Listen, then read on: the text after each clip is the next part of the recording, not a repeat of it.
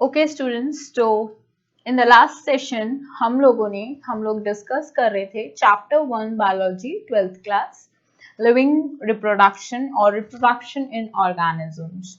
बच्चे, we have started the modes of reproduction. What are the basic characteristics of reproduction, what are the functions of reproduction, क्यों हमें reproduction की जरूरत हुई, life span का क्या मतलब है, डिफरेंट डिफरेंट ऑर्गेनिजम्स का लाइफ स्पैन.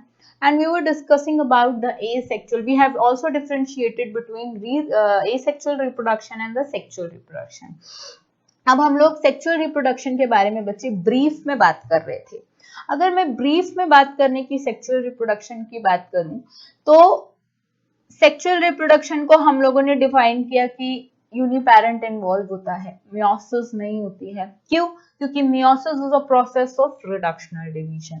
अगर मैं और बात करूं मियोसिस माइटोसिस की, तो mitosis will only occur in sexual reproduction. जैसे जैसे हम लोग आगे कवर करते जाएंगे आपको इसके ज्यादा बारे में और पता चलता जाएगा कि क्यों मैं ये कह रही हूँ कि मियोसिस एसेक्सुअल रिप्रोडक्शन में हो ही नहीं सकती है और आपके सिर्फ सेक्सुअल रिप्रोडक्शन में मियोसिस हो सकती है. दूसरा, अगर मैं बात करूं कि ऑल इंडिविजुअल्स फॉर्म्ड, एक पॉइंट बच्चे ये है, formed through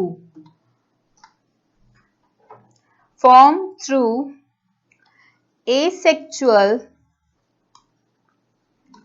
reproduction from a parent, very important, are genetically similar to one another as well as to the parent. Second point,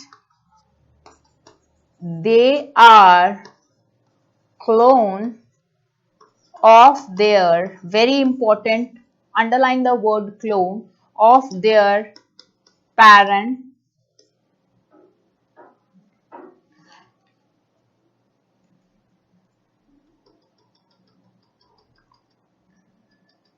they are clone of their parent as well as one another. Okay.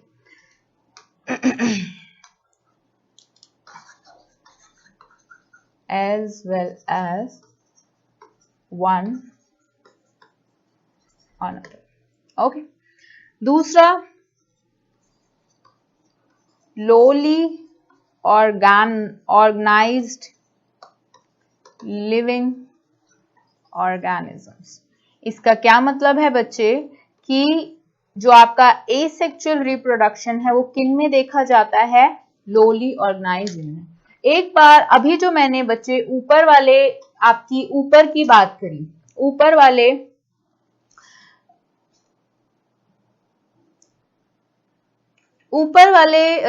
Sentence में मैंने जैसे अभी बात करी कि ऊपर वाले sentence की बात करी, तो ऊपर वाले सेंटेंस में मैंने क्या लिखा कि all individuals forms through asexual reproduction from a parent are genetically similar to one another as well as to the parent, and they are the exactly morphological same copies of parent and to each other. इसका क्या मतलब है कि अब देखो, अगर मैं कह रही हूं एक आपका पेरेंट है, ठीक है, वो जो पेरेंट है, अगर मैं ह्यूमन बींग्स की बात कर रही हूं तो एक पेरेंट, दो पेरेंट्स हैं, एक मदर एक फादर और उनके 2 चाइल्ड्स हैं. क्या अगर वो ट्विंस नहीं हैं तो क्या उन दोनों बच्चों की, अगर वो ट्विंस नहीं है तो क्या उन दोनों बच्चों की शक्लें मम्मा पापा से मिलती हैं? नहीं. क्या उनकी शक्लें एक दूसरे से मिलती हैं? नहीं. अगर मैं ट्विंस की केसेस की, twins is the exception cases, लेकिन अगर मैं ट्विंस के केसेस की बात भी करती हूँ तो जो ट्विंस के केसेस हैं बच्चे, वो भी एक दूसरे से उनकी शक्लें पेरेंट से नहीं मिलती. लेकिन अगर मैं एसेक्सुअल रिप्रोडक्शन में ये बात कर रही हूँ कि मदर एंड फादर, अगर मैं एसेक्सुअल रिप्रोडक्शन की बात कर रही हूँ तो जो आपका एक पेरेंट है जो आपके न्यू स्पीशीज बना रहा है या उसकी इंफॉर्मेशन आ रही होती है, तो जो ये स्पीशीज है और जो ये स्पीशीज है ये सिमिलरली एग्जैक्ट होंगी, कोई वेरिएशन नहीं होगा, क्योंकि बच्चे रिप्रोडक्शन के लिए फ्यूजन फर्टिलाइजेशन, वेरिएशन के लिए फ्यूजन फर्टिलाइजेशन जरूरी होती है। और अगर मैं एसेक्सुअल की बात करूं तो इसमें तो फ्यूजन और फर्टिलाइजेशन हो ही नहीं रहा। क्या हो रहा है इसमें? तो सेल डिवीजन हो रहा है एक्सटर्नली। दूसरी बात करूं, अगर ये दो यूनिट्स भी क्रिएट कर रहा है, दो डॉटर सेल्स या टू इंडिविजुअल्स भी, तो ये दोनों इंडिविजुअल भी मॉर्फोलॉजिकल और कैरेक्टर स्केच सेम होगा इनमें। जैसे इसका एक एग्जांपल की बात करती हूं मैं कि अगर एक रोज प्लांट है, ठीक है, एक रोज प्लांट ने एक रोज बनाया, अगर पेरेंट रेड कलर का रोज बना रहा है या पेरेंट का खुद का जो रोज होगा वो रेड कलर का है, तो बच्चे जो उस रोज के सीड्स होंगे उसके पास रेड कलर की ही इंफॉर्मेशन होगी, तो आगे जो वो फ्लावर है वो भी रेड कलर का रोज बिल्कुल मॉर्फोलॉजिकल सेम यूनिट्स फॉर्म करेगा, चाहे वो एक बनाए, चाहे वो दो बनाए, चाहे वो 100 यूनिट्स बनाए। तो इसका मतलब ये है कि जो रोज प्लांट है वो एक पेरेंट है जिसके पास जो सीड्स हैं उसकी जो इंफॉर्मेशन है वो इट विल बी, ये तो नहीं है ना कि वो जो रेड कलर का रोज है वो ब्लैक कलर का रोज बना रहा है, ब्लू कलर का रोज बना रहा है, ऐसा कुछ नहीं है। So it is the mode of sexual reproduction जहां पे क्लोनिंग पे हम फोकस करते हैं इन case of your asexual reproduction. अगर अब मैं कैरेक्टर स्केच या कैरेक्टरिस्टिक्स ऑफ रिप्रोडक्शन पे बात करूं तो इट इज यूनिपेरेंटल। सबसे पहला unit of reproduction is unit of reproduction, or you can say propagule, box में ले लो प्रोपाग्यूल को। प्रोपाग्यूल का बच्चे मतलब ये हो सकता है कि जो भी यूनिट या जो भी पेरेंट है या जो भी पेरेंट फॉर्म कर रही है, ठीक है, प्रोपाग्यूल is an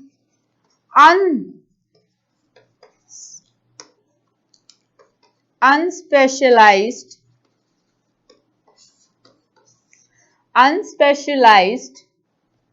or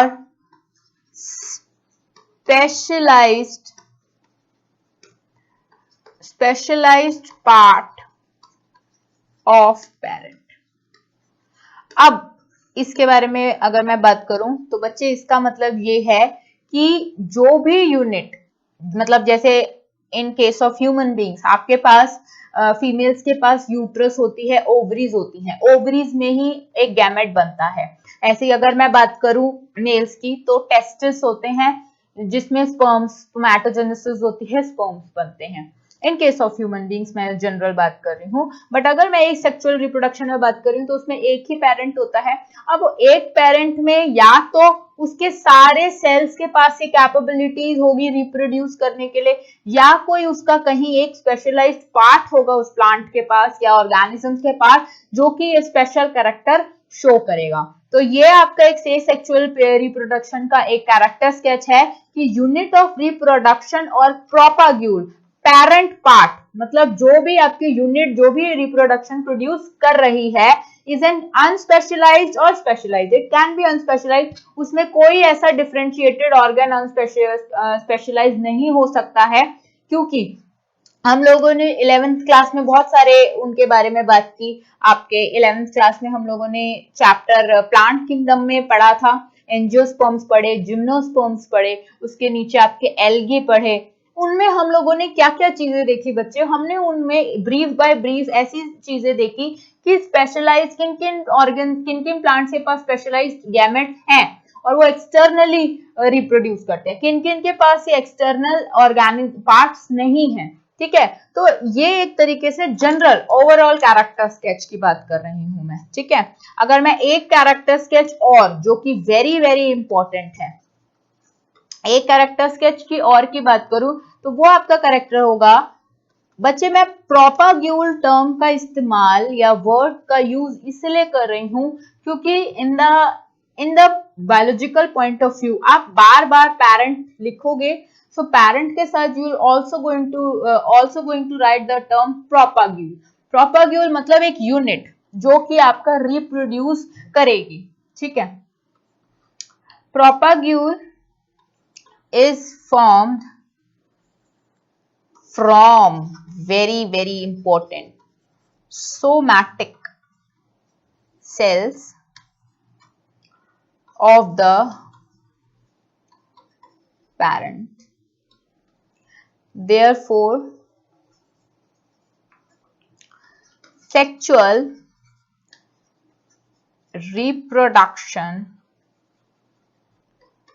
is called very important somatogenic reproduction, ठीक है। इसका मतलब ये है कि मैं अगर बात करूं आपके सोमैटिक सेल्स की, तो बच्चे सोमैटिक सेल्स वो होते हैं जो कि आपके कोई भी सेल्स हो सकते हैं, जनरल सेल्स हो सकते हैं, ठीक है। सिंपल वे में बात कर रही हूँ, लास्ट ईयर 11th क्लास में वी हैव आल्सो स्टडीड कि सोमैटिक सेल्स और जर्मिनल सेल्स में क्या डिफरेंस होता है, ठीक है। 11th क्लास में हम लोगों ने ये पढ़ा कि somatic cells are the peripheral cells, कोई स्पेशलाइज्ड सेल्स नहीं होते हैं जो एक ही फंक्शन परफॉर्म करे, मतलब it is the epidermal cells too, ठीक है। इसका थोड़ा सा और ब्रीफ है, we are talking in a general right now. The propagule is formed from somatic cells, peripheral cells of the parent, therefore sexual reproduction is somatogenic। मतलब इसमें कोई नहीं है कि आपको डीप में आपका जर्मिनेशन हो, कोई जर्मिनल सेल प्रोड्यूस हो, कोई एक स्पेशलाइज सेल प्रोड्यूस हो जो कि ये सारे फंक्शन परफॉर्म करे। आपको मेरी बात समझ में आ रही है?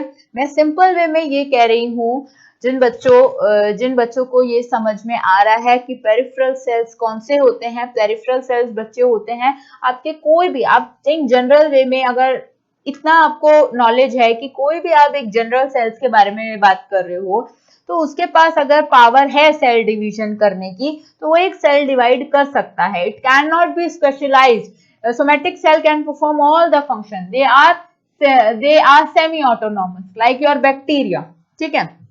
उसके पास ये टेंडेंसी होती है फिजन, बाइनरी फिजन परफॉर्म करने की, मल्टी फिजन परफॉर्म करने की, कि एक सेल से दूसरा सेल वो परफॉर्म कर रहा है, ठीक है। इसीलिए ये जितनी भी रिप्रोडक्शन होती है इसको मैं सोमैटोजेनिक रिप्रोडक्शन के नाम से भी बोलती हूँ, ठीक है। एक चीज, there is no fusion of gametes, कोई फ्यूजन नहीं होती गैमेट्स की, ये हम ऑलरेडी डिस्कस कर चुके हैं। Meiosis is completely absent और all divisions आपके कैसे होते हैं बच्चे? Mitotic। Genetically, you have to learn these points basically. That's why I'm writing all these points. You have to learn these. For board point of view, you have to learn everything. For CBSE board, you have to learn step by step every point. Genetically similar, and for if you are planning to crack any AIPMT exam, then these points are the basic themes of the chapter. Genetically similar to the parent. Parent से genetically, morphologically, physiologically same units होती हैं, we have also discussed them. बच्चे एक चीज और होती है इसमें,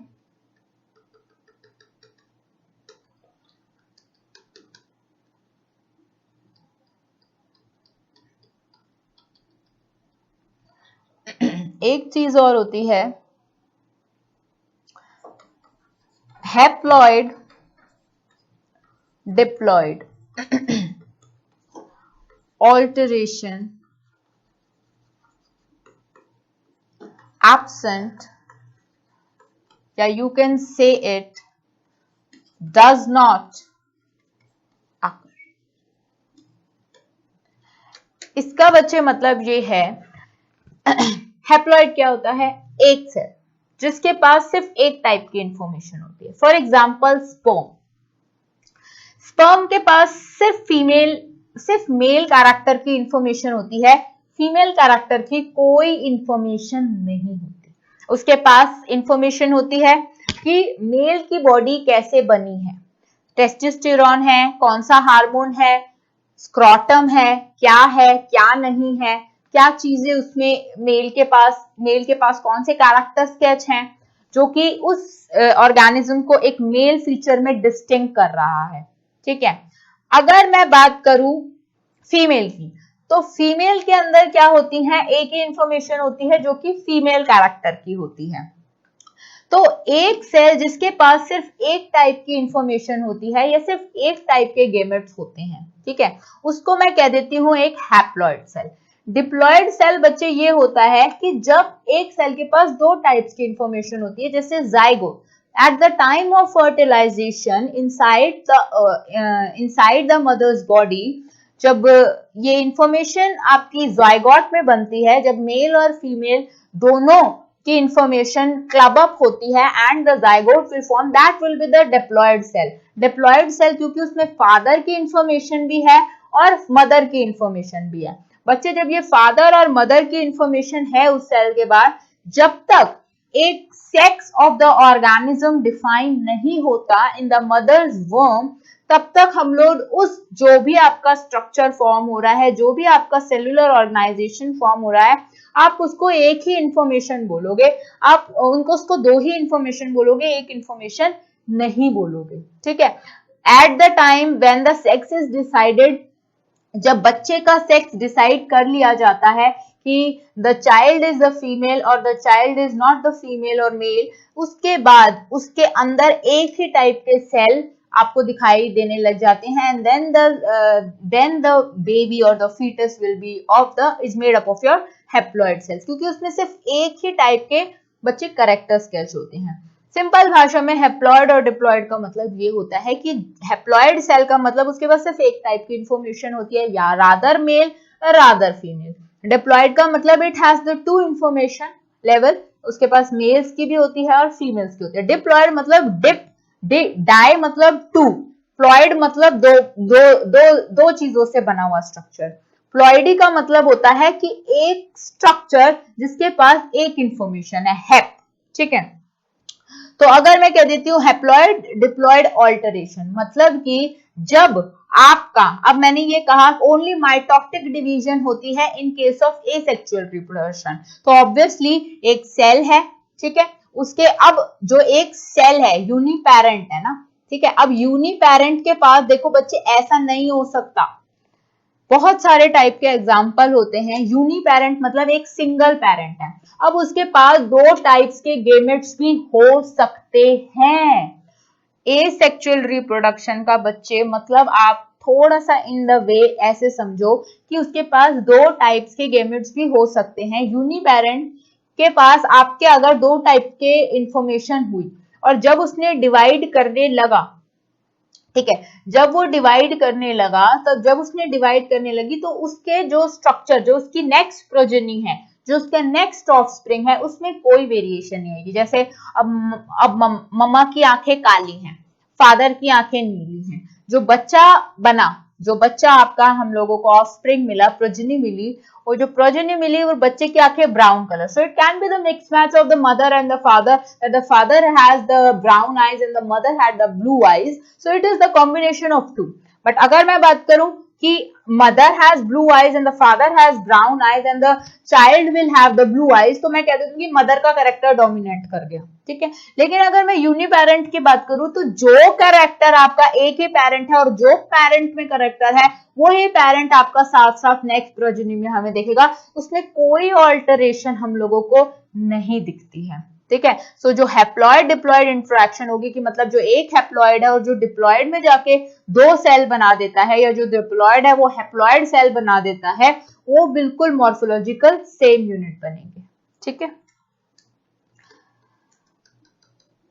अच्छा, अब एक चीज, मेथड ऑफ सेल रेप्लिकेशन बहुत क्विक होता है, very fast, quick and quick.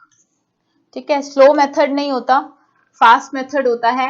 अगर हम सेक्सुअल रिप्रोडक्शन की बात करें तो it is a comparatively slow method. ठीक है, very large number of individuals can be produce. इसको इंपॉर्टेंट मार्क कर लो। क्यों ऐसा मैंने बोला, क्योंकि सेक्सुअल रिप्रोडक्शन की अगर मैं बात करूं तो मुझे सिर्फ एक ऑर्गेनिज्म मिलेगा। ह्यूमंस की बात ले लो, सिर्फ एक 9 मंथ्स के पीरियड में मुझे एक ऑर्गेनिज्म मिलेगा। एलिफेंट्स की बात करो, एक ऑर्गेनिज्म मिलेगा। डॉग्स की बात करो, ज्यादा से ज्यादा 6 to 12 बेबीज हम लोगों को पपीज वी गेट। ठीक है, ऐसे ही अगर मैं एसेक्सुअल रिप्रोडक्शन की बात करूं तो मुझे एक लार्ज नंबर ऑफ पॉपुलेशन या लार्ज नंबर ऑफ प्रोजेनी मिलती है। क्यों? क्योंकि वो जो सेल्स मैं रिप्रोड्यूस करा रही हूँ या डिवाइड करा रही हूँ, वो कोई फ्यूजन या गैमेट्स के वजह से मुझे कोई दूसरा सेल नहीं चाहिए, मुझे सिर्फ एक ही सेल चाहिए जिनको मुझे उसकी इंफॉर्मेशन दूसरे सेल में डाल के डिवाइड कराना है। सिंपल। ठीक है, इसको नेक्स्ट लिख सकती हूं, the progeny produced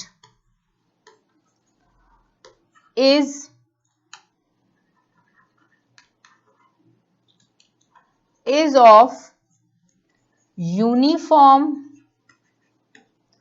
size, shape and characteristics।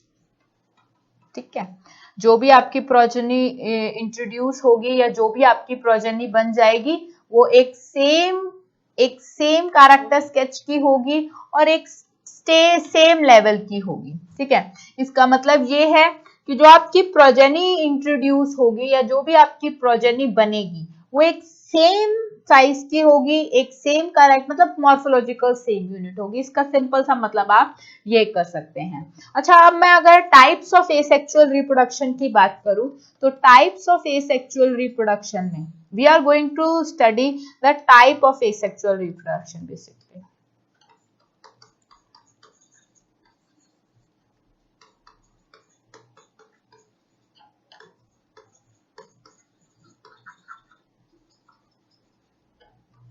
ठीक है, तो इसमें आपके बच्चे टाइप्स कौन से हैं एसेक्सुअल रिप्रोडक्शन के टाइप्स। अगर मैं बात करूं तो सबसे पहले मैं बात करूंगी फिजन की। अब आपके फिजन में भी दो टाइप्स की फिजन्स आ जाती हैं, उसके बारे में भी बात करेंगे। Binary fission, longitudinal fission, multiple fission, और उसके बाद और कौन सी प्लाज्मोटोमी की बात कर सकती हूँ, और कौन सी रिप्रोडक्शन एसेक्सुअल रिप्रोडक्शन की बात करते हो। एक तो आप वेजिटेटिव प्रोपोगेशन की बात करते हो, बट सबसे पहले अगर मैं बात करूं तो मैं फिजन की बात करती हूँ। तो how you going to define fission, fission को आप कैसे डिफाइन करोगे कि फिजन क्या है। फिजन का अगर मैं हिंदी का मतलब निकालूं, फिजन का मतलब निकालूं तो फिजन का मतलब आप क्या समझते हो कि फिजन क्या है। तो fission mode of sexual reproduction,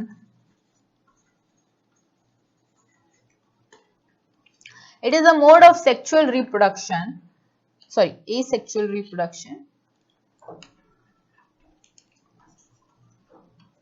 it is a mode of asexual reproduction in which body of a mature individual divide into two or more organisms.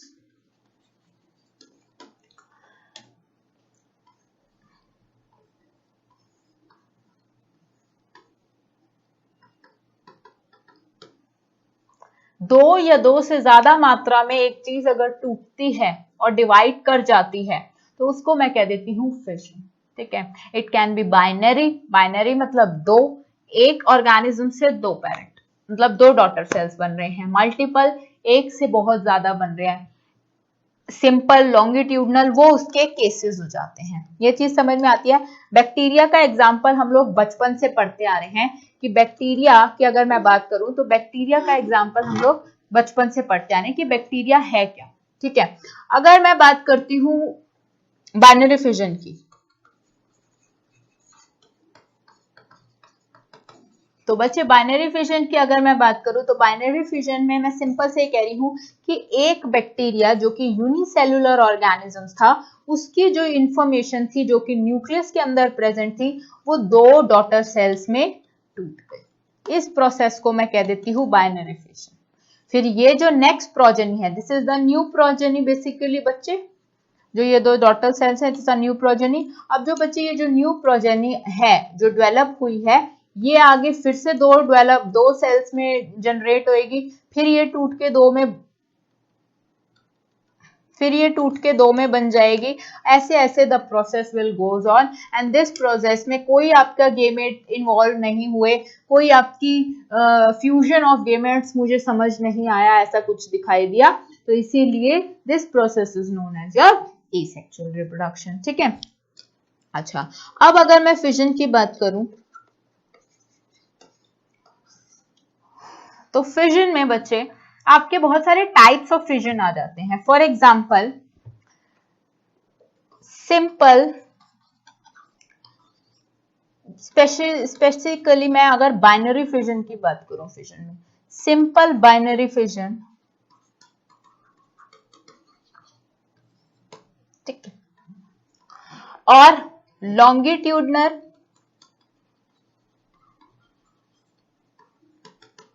Binary fission, oblique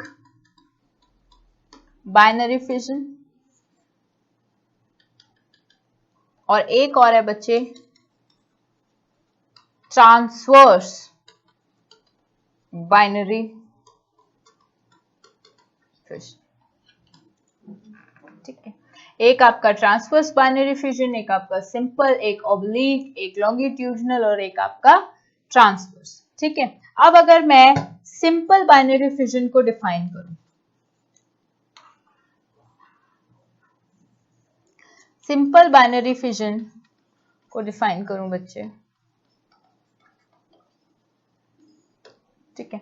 अगर मैं सिंपल बाइनरी फिजन को define करूं तो simple binary fission में मैं ये लिख सकती हूं, डिवीजन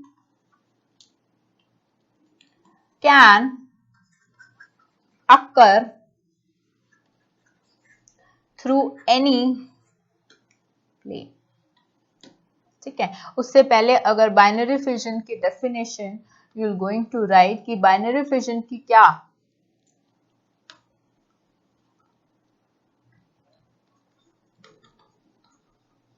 बाइनरी फिजन की definition if you going to write, तो बाइनरी फिजन की डेफिनेशन अगर आप लिखना चाहते हैं तो you can easily write that division of any organism में बेसिकली आपकी सेलुलर ऑर्गेनिज्म, ठीक है, division of any organism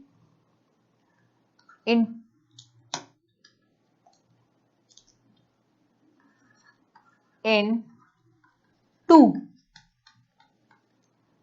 equal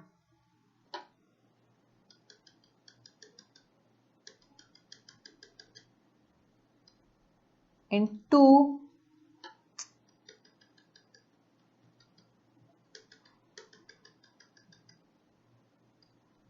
okay, I'm writing here binary fission, division of any organism into 2 equal halves।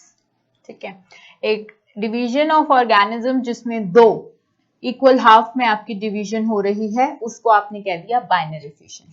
Like example diphtheria, unicellular. Unicellular का मतलब बच्चे single cell. ठीक है, अब जो मैं सिंगल सेल की बात कर रही हूं, तो आपके एक पेरेंट से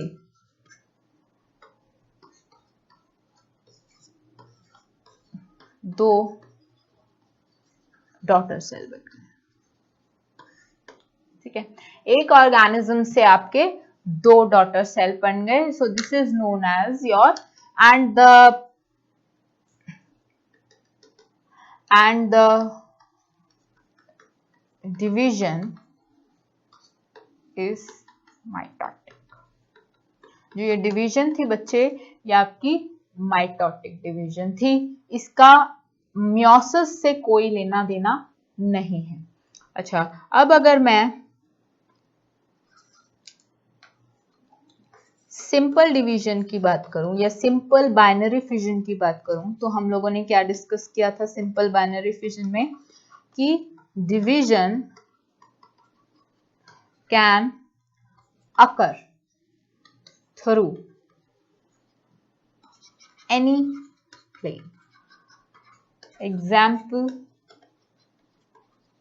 अमीबा, कि जो डिवीजन है वो किसी भी प्लेन में, फॉर एग्जाम्पल इसको इस प्लेन से काटो, इसको इधर से काटो, इसको इधर से काटो, इसको इधर से काटो, जरूरी नहीं है इसको बीच से काटो, कैसे भी काटो, but we have to get 2 equal चीजें मुझे मिलनी चाहिए। क्योंकि हम लोग वर्ड बाइनरी लगा रहे हैं। बाइनरी मतलब होता है 2 इक्वल हाफ्स।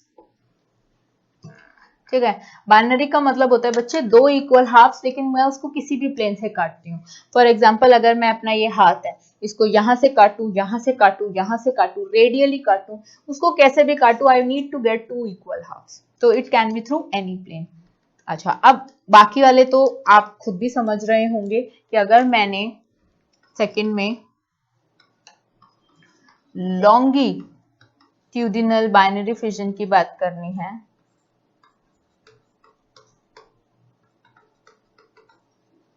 ठीक है, अगर मैंने लॉन्गिट्यूडनल बात करी है, तो अगर मैंने लॉन्गिट्यूडनल की बात करी है, so the plane of fission passes longitudinally या longitudinal axis of the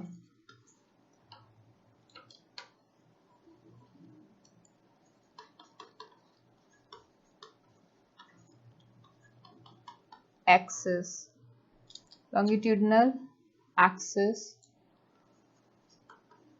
of the animal। 2 इसके एग्जाम्पल्स हैं बच्चे, यूग्लिना एंड ओथिसेला।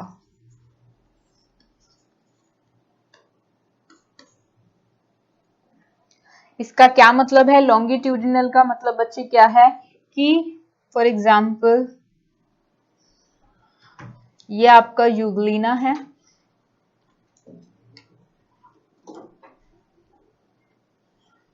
ठीक है, यूग्लिना का अगर एक स्ट्रक्चर मैंने लिया, ठीक है, these are the cell organelles. अगर यूग्लिना को मैंने डिवाइड किया,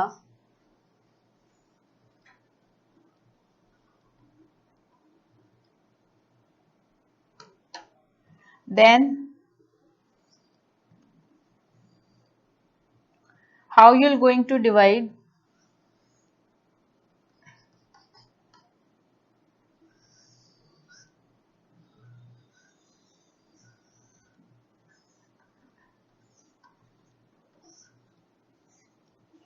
That's how, कि एक जो आपका अगर यूग्लिना का स्ट्रक्चर है, तो यूग्लिना इसको सारे सेल्स ना बना के आप एक भी सेल बना सकते हैं डिफरेंशिएट करने के लिए, कि you have only 1 cell, that is this cell कह देती हूँ, इसके 2 सेल्स बने, the binary fission, the cell division stage. ठीक है, सेल डिवीजन स्टेज हुआ, फिर उसमें आपके लॉन्गिट्यूडनली डिवाइड हो गए, ये आपका लॉन्गिट्यूडनली डिवाइड कर रहे हैं, ये लॉन्गिट्यूडनरी मतलब बीच से, आपको हमेशा लॉन्गिट्यूडनरी मतलब उसका क्रॉस सेक्शन जो आपने लेना है वो आपका खड़ा लेना है। लॉन्गिट्यूडनरी मतलब होता है स्टैंडिंग, है ना, स्टैंडिंग रेशियो। तो अगर आप खड़ा लोगे so it will be like that कि ये बीच से अलग होके एक नया यहाँ से इंडिविजुअल बन जाएगा। So you will get the 2 euglena daughter cell. ठीक है, 2 यूग्लिना के डॉटर सेल बन जाएंगे। अगर आपने ऑब्लिक करना है, ऑब्लिक फिजन देखनी है, तो binary fission lies at any angle, किसी भी एंगल से काट सकते हो बच्चे आप। ठीक है, किसी भी एंगल से काटो टू द ट्रांसवर्स एक्सिस, किसी भी काट सकते हो। फॉर एग्जाम्पल ये आपका एक ऑर्गेनिज्म है, ये आपने इसका ये वाला पार्ट जो है, अगर मैं ये वाला पार्ट बोलूं सो इट्स अ लॉन्गिट्यूडनल। ठीक है,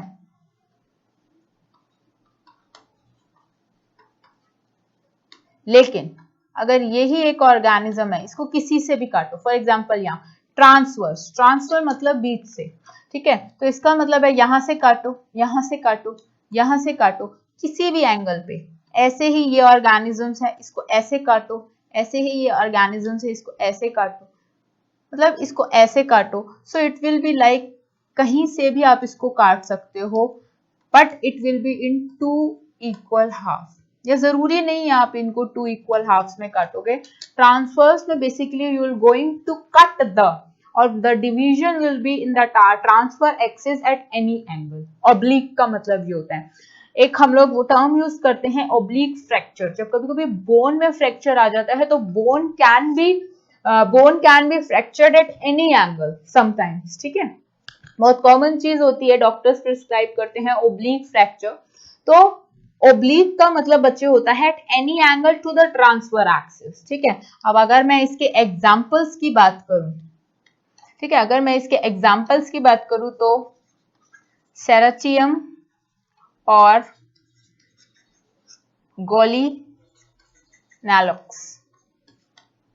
Gallinalyx and Serratium, these two are the examples जहां पे आपको ये रेशियो, ये आपके ऑर्गेनिजम्स देखने को मिलते हैं। अच्छा, अब लास्ट अगर मैं बात करूं ट्रांसवर्स बाइनरी फिजन की,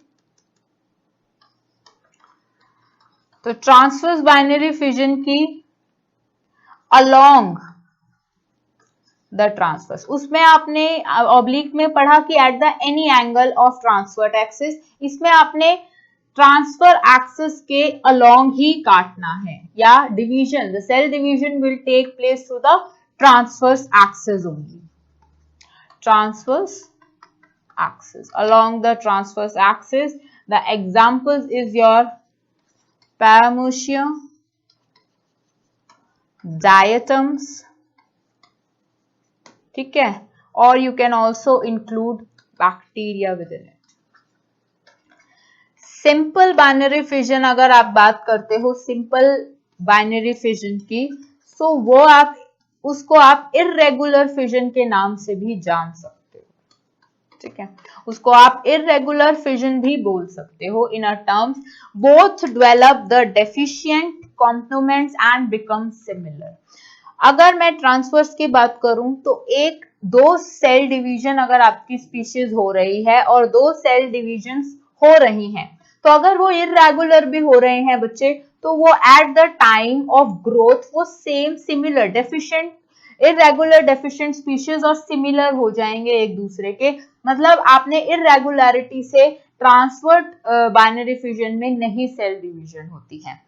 नेक्स्ट अगर मैं एक इंपॉर्टेंट फिजन की बात करूं, the important fission will be your multiple fission, very very important. Multiple fission, इसको you can write a number of उसमें कितने डॉटर सेल्स मिल रहे थे आपको? 2 only, and the number of daughter cells are produced from a single parent. You can also give it the second point, the nucleus. ये आपका parent, this is the nucleus, ठीक है, जिसके पास DNA होता है और जिसके पास सारी इंफॉर्मेशन स्टोर होती है. डिवाइड्स, क्यों आपकी मल्टीपल फिजन कैसे होती है? Divides repeatedly. रिपीटेडली का मतलब है बार बार कॉन्टिन्यूसली. मतलब एक बार डिवीजन हुई, eight the time of division एकदम से दूसरी डिवीजन स्टार्ट हो गई, फिर डिवीजन हुई, फिर दूसरी डिवीजन हो गई. सो इससे आपको मतलब 1 के 2, 2 से 4, 4 से 5, 4 से 6, 6 से 8 ऐसी डिवीजन चलती रही, रुकी नहीं. At one stage the division will stop when the propagule is full, the thallus will be full. उस टाइम पे आपकी वो डिवीजन स्टॉप हो जाएगी. ठीक है. अगर मैं और इसके बारे में बात करूं तो examples of this is Plasmodium, amoeba. Amoeba में you can also write here only.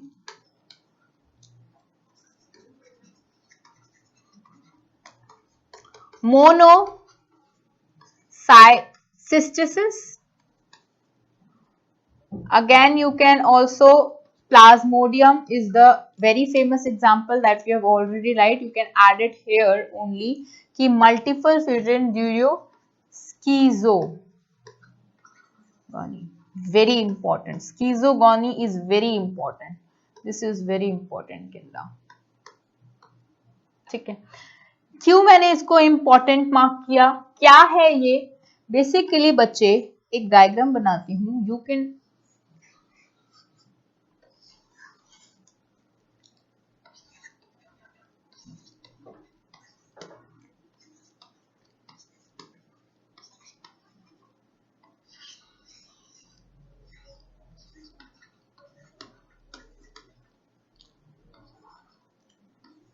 this is the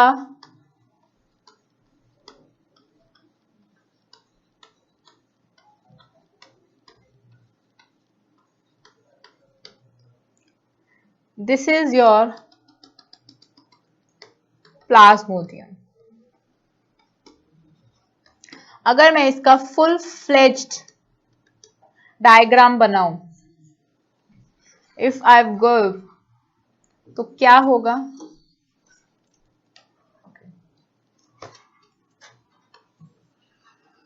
This is like that.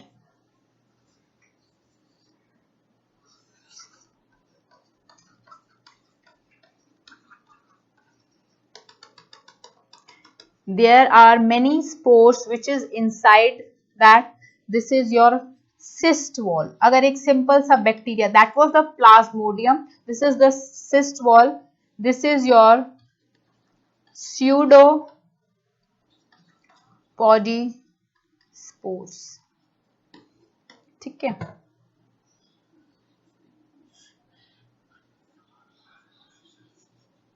This is your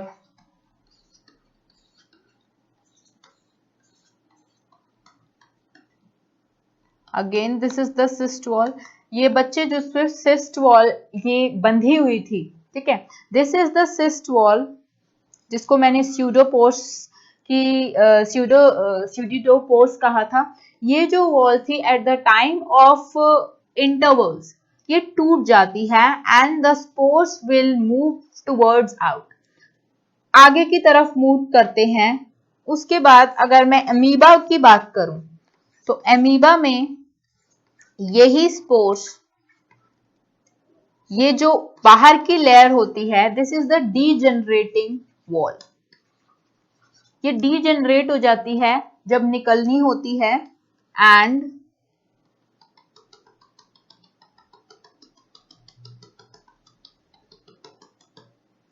एक सिंपल सा स्ट्रक्चर फॉर्म हो जाता है जिसको मैं बोल सकती हूं रप्चर्ड स्पोर। रप्चर्ड स्पोर में एक आपका एमीबा का पूरा स्ट्रक्चर निकल जाता है, ठीक है, जो एक डीजेनरेटिंग वॉल से निकलता है in case of multiple fission.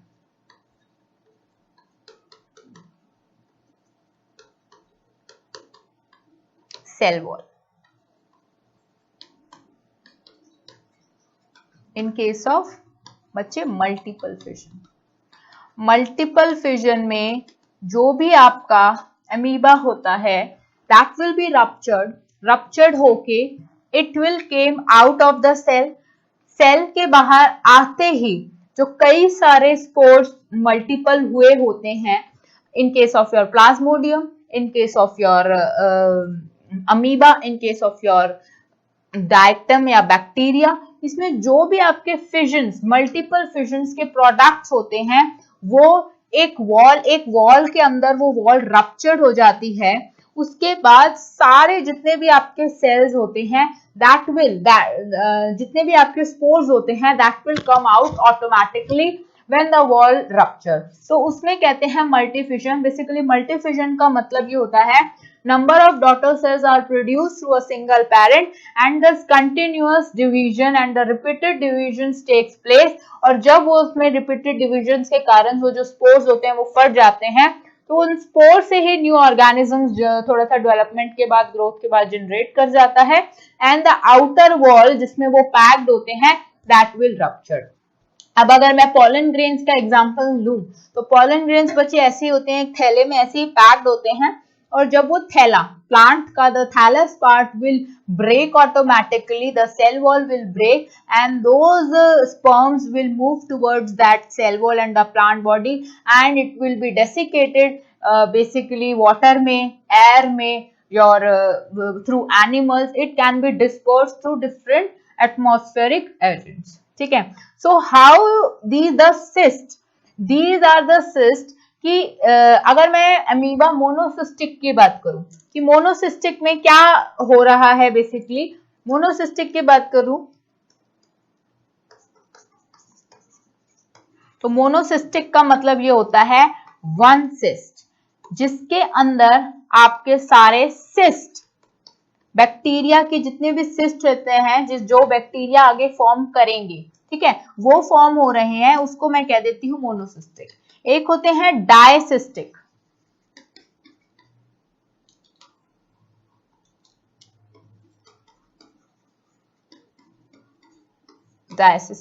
तो बच्चे डायसिस्टिक का मतलब क्या होता है, to cyst formation, so this is all about the multiple fission. अब अगर मैं एक topic let's start with the last topic of today's session, that is which is come under this only, plasmotomy. Plasmotomy की बात करें तो इसमें बच्चे लिख दो modification of, very important, multiple fission. Modification of multiple fission occurs in multinucleate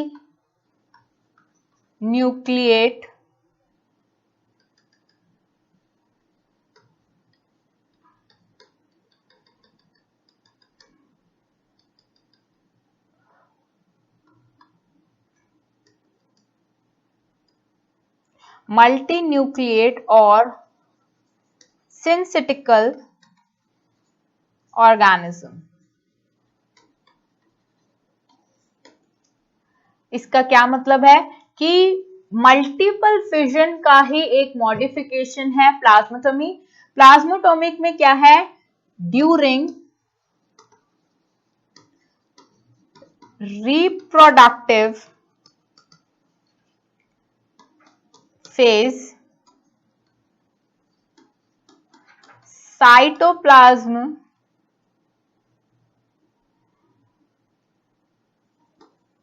cleaves with or without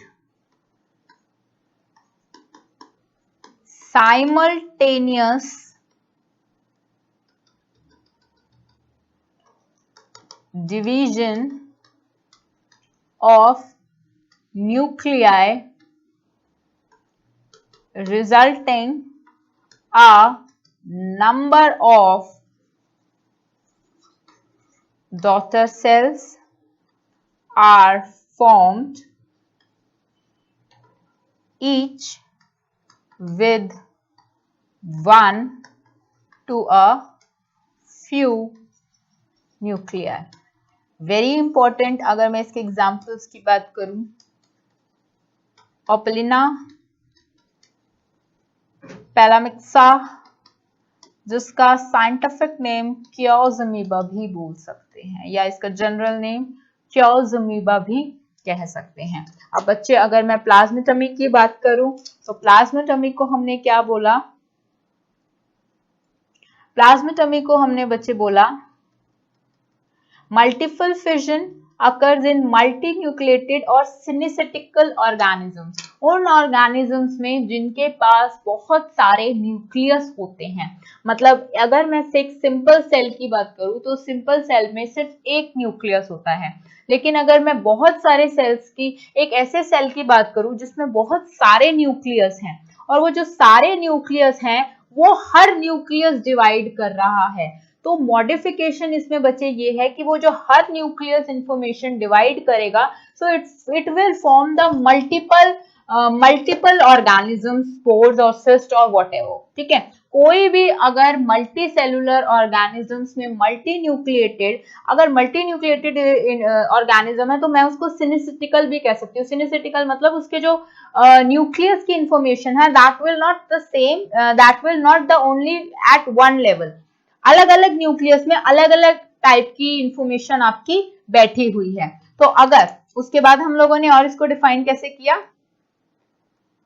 ठीक है, during reproductive phase cytoplasm cleaves. Cytoplasm that means cell body. ठीक है बच्चे, सेल बॉडी क्लीव्स विद और without simultaneous. इसको थोड़ा सा और क्लियरली बोल सकते हो, simultaneous. Simultaneous, that means side by side.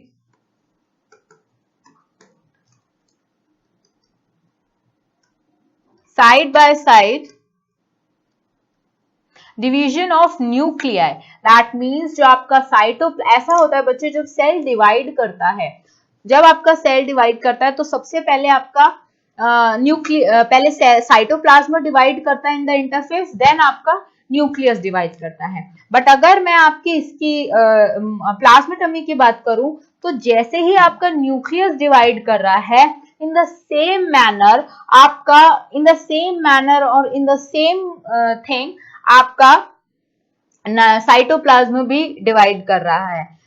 That means कि न्यूक्लियस एंड साइटोप्लाज्म दोनों सेम स्पीड और सेम टाइम पर डिवाइड कर रहे हैं, और डॉटर सेल अलग अलग बन रही हैं. जैसे आप टॉफी बनाते हैं तो रैपर टॉफी, जब टॉफी बनती है तो रैपरिंग, पैकेजिंग साथ साथ होती रहती है. दैट मीन्स अगर आपका न्यूक्लियस डिवाइड किया तो साइटोप्लाज्म भी साथ साथ डिवाइड कर रहा है. ठीक है, so this is all about plasmotomy and fission for today's class. In the next session we start with the vegetative propagation and sexual reproduction. Thank you very much, and revise all the themes and the side by side divisions of asexual reproduction. Thank you so much.